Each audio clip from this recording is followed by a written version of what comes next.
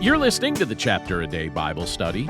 I'm John Stange, and today we're in Exodus 4, Moses returns to Egypt. Exodus 4 brings us into a very relatable moment in Moses' life. God has already spoken to him from the burning bush and has made his intentions clear, but Moses is still wrestling with fear, insecurity, and a deep sense of inadequacy. This chapter reads like an honest conversation between a reluctant servant and a patient God. And it shows us something important about the way the Lord works through people who feel unqualified. It also points us forward to Jesus, the one who accomplishes what we never could. The chapter opens with Moses voicing a concern that probably felt heavy on his mind. He says in verse 1, "But behold, they will not believe me or listen to my voice, for they will say, 'The Lord did not appear to you.'" Moses isn't doubting God's power, he's doubting himself. He's imagining the moment he stands in front of the people who already see him as a failed leader, and he's afraid he won't be convincing. God responds in a way that feels personal. In verse 2, he asks Moses, "What is that in your hand?" Moses tells him it's a staff, something simple and ordinary. God then turns that ordinary object into a sign of divine authority by turning it into a serpent and then back into a staff. And the same pattern continues with Moses' hand becoming leprous and then healed. God is showing Moses that the outcome won't depend on his strengths or his skill. It's going to depend on the presence and power of the Lord. I think this is where we can begin to see Jesus in this account. Moses is being prepared to act as a deliverer, but his deliverance is limited. He can confront Pharaoh, but he can't change hearts. He can lead people out of Egypt, but he can't cleanse their sin. The signs God gives Moses are reminders that true salvation always comes from God's initiative, not human talent. The New Testament shows this fulfilled in Jesus, who performed miracles, healed diseases, and demonstrated complete authority over creation. Unlike Moses, Jesus never doubted his calling. Unlike Moses, Jesus fully accomplished the rescue plan. But coming back to Exodus 4, Moses continues to protest. In verse 10, he says, "O my Lord, I am not eloquent, either in the past or since you have spoken to your servant, but I am slow of speech and of tongue." Some think Moses was referencing a speech impediment. Others think he simply lacked confidence. Either way, God's response is powerful. In verse 11, God says, "Who has made man's mouth?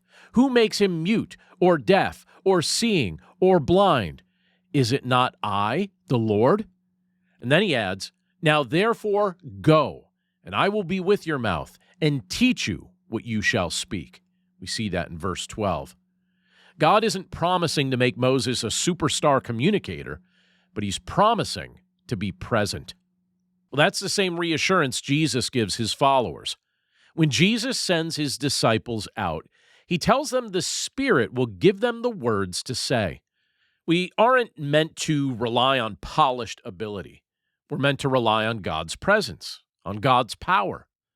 Even after this, Moses asks God to send someone else. This is where the text takes a more serious turn because Scripture says in verse 14, "Then the anger of the Lord was kindled against Moses." God isn't punishing Moses, but he is confronting the heart of the issue. At this point, Moses isn't just afraid, he's resisting God's calling. God responds by involving Aaron, Moses' brother, as a spokesperson. This is both merciful and corrective. Moses won't walk alone, but he also won't be excused from obedience. Interestingly, Jesus later chooses disciples who also felt unqualified: fishermen, tax collectors, ordinary men who really didn't see themselves as world changers. He didn't select them because they were impressive. In fact, in their culture, they definitely weren't considered impressive. But he empowered them because he had a mission for them. Now, as this chapter, Exodus 4, moves forward, Moses returns to his family in Midian and begins the journey back to Egypt. There's a strange and difficult moment in verses 24 through 26 involving the circumcision of Moses' son, and this is a passage that often raises questions. The point of this moment is that God is calling Moses to lead a covenant people, and Moses must personally live under that covenant. God isn't casual about holiness. He isn't careless about obedience. Before Moses can confront Pharaoh, God confronts something in Moses' own household. Well, again, this theme reaches its fullness in Jesus. Before Jesus offers himself as the sacrifice for our sin, he first lives in perfect obedience to the Father. Moses fails at times, and we fail too, but Jesus doesn't, and he didn't. His obedience becomes our covering. Well, at the end of the chapter, Moses meets Aaron and shares God's words with him, and then stands before the elders of Israel. Verse 31 gives us a moment of grace. It says, "And the people believed, and when they heard that the Lord had visited the people of Israel, and that he had seen their affliction, they bowed their heads and worshiped." This is exactly what Moses feared wouldn't happen, and yet God prepared their hearts. Well, Jesus brings the same message to us. The Lord has seen our affliction. He knows our bondage. He visits his people. He sends a deliverer who doesn't shrink back, who doesn't resist his mission, and who never needs someone else to speak for him. Moses' story prepares the way for the one who fulfills the promise completely. Exodus 4 reminds us that God calls imperfect people. He equips them with his presence. He confronts what needs to change, and he leads them toward his mission.